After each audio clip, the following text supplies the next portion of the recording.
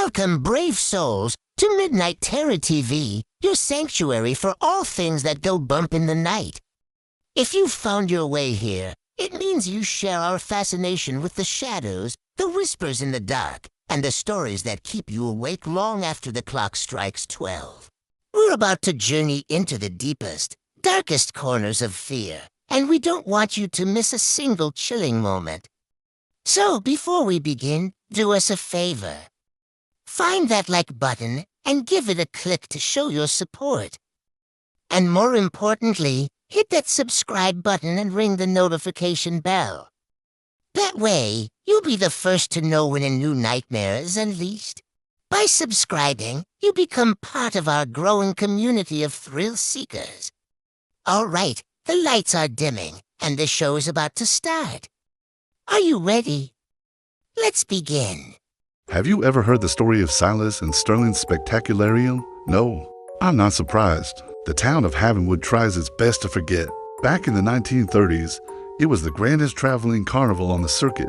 The music was loud, the lights were dazzling, and the performers, well, they were something else. There was Magnus the strong man, who could bend steel with his bare hands, the beautiful trapeze artists, the Serafina sisters, and Silas himself, the charismatic ringmaster who promised a show you never forget. He was right about that, but not in the way anyone expected. One sweltering summer night in 1938, right at the peak of the final show, disaster struck. They called it a freak accident. A massive fire, started by a faulty generator, ripped through the main tent. The canvas, coated in flammable waterproofing wax, went up like a torch. Panic erupted. The stampede, the flames, the smoke, it was chaos. When the embers finally cooled the next morning, the devastation was absolute. Not a single performer survived. Magnus, the Serafina sisters, the clowns, the sideshow acts, even Silas Sterling himself all gone. The town buried the dead, and the charred remains of the carnival were simply fenced off and left to rot, a grim monument on the edge of town. For decades, the story was just a local ghost tale, something to scare kids on Halloween. The rusted Ferris wheel silhouetted against the moon, the skeletal remains of the funhouse. It was creepy, sure, but people thought it was just that, a story.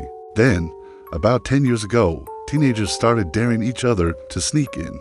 They'd climb the fence, looking for a thrill. But those who went in didn't come out the same. They'd stumble back into town days later, dazed and confused. Their hair, once brown or blonde, would be stark white, and their eyes were milky white, like marbles, completely blind. Yet, they could describe things from inside the carnival grounds with chilling accuracy, as if they were still seeing it. Doctors were baffled. They called it a sudden onset hysterical condition, a mass psychological event. But they couldn't explain the physical changes.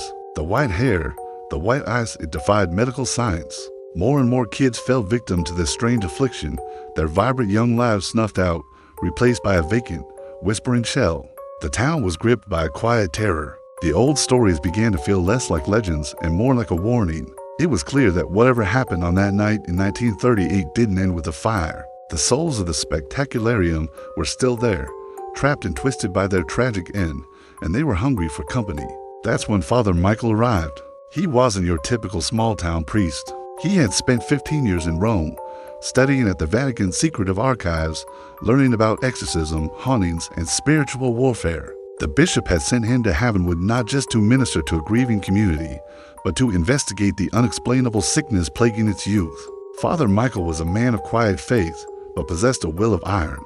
He listened to the whispers, he studied the town's history, and he looked at the medical reports with an understanding that went beyond science. He knew this wasn't a disease of the body, but a corruption of the soul. He knew he had to go to the source. One evening, just as the sun began to bleed across the horizon, Father Michael, armed with his ritual book, holy water, and a silver cross that had been in his family for generations, approached the rusted gates of the abandoned carnival.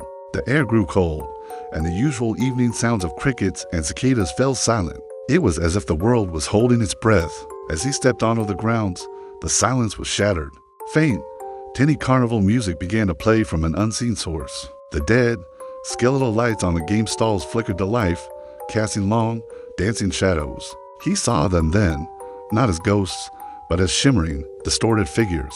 Magnus the strong man was there, his form rippling with rage, trying to bend the bars of his own ethereal cage. The Serafina sisters swung from an invisible trapeze, their ghostly faces locked in silent screams as they fell over and over again. And in the center of it all, standing before the burnt-out shell of the main tent, was Silas Sterling. He wasn't the charismatic showman from the posters.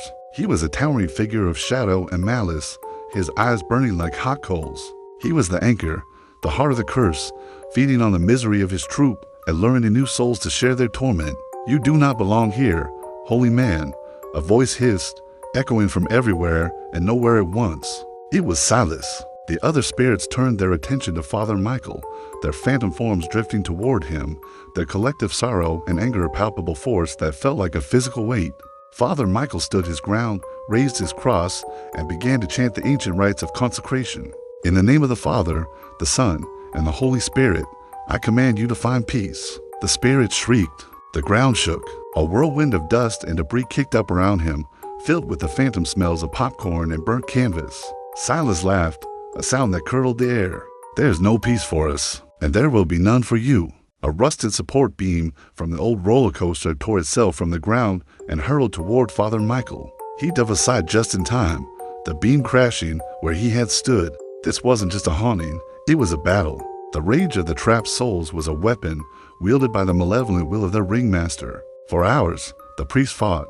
He moved through the cursed grounds, sprinkling holy water, reciting blessings, and facing down each tormented soul. He confronted the phantom clowns whose painted smiles were now grotesque snarls. He prayed over the spot where the trapeze artist fell, his voice a steady anchor in a storm of spectral rage. With each prayer, a faint light would flicker, and the rage in the spirit seemed to lessen, replaced by a profound sadness. They weren't just monsters, they were victims, their pain twisted into a weapon by Silas. It was Silas who held them here, feeding the curse.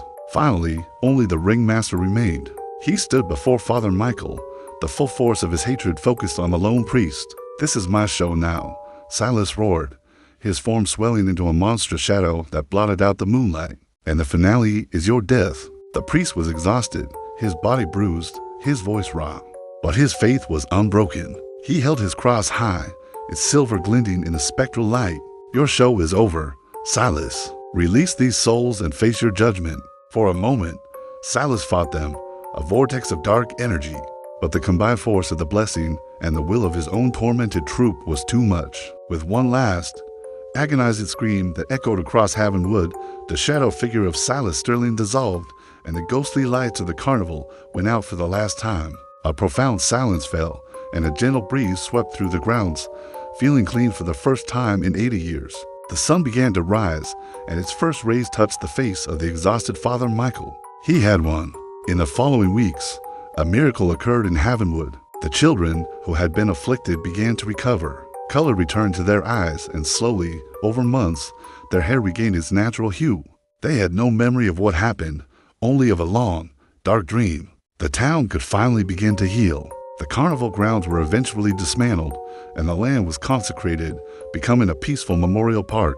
Father Michael stayed in Havenwood, a quiet guardian watching over his town. He never spoke much about that night, but sometimes people would see him looking toward the park, a silent prayer on his lips, a reminder that even in the darkest of shows, a single light of faith can bring down the curtain. Thanks for watching. If you enjoy stories that delve into the darkness, be sure to subscribe and hit that notification bell. Let us know in the comments what local legends haunt your hometown. See you next time.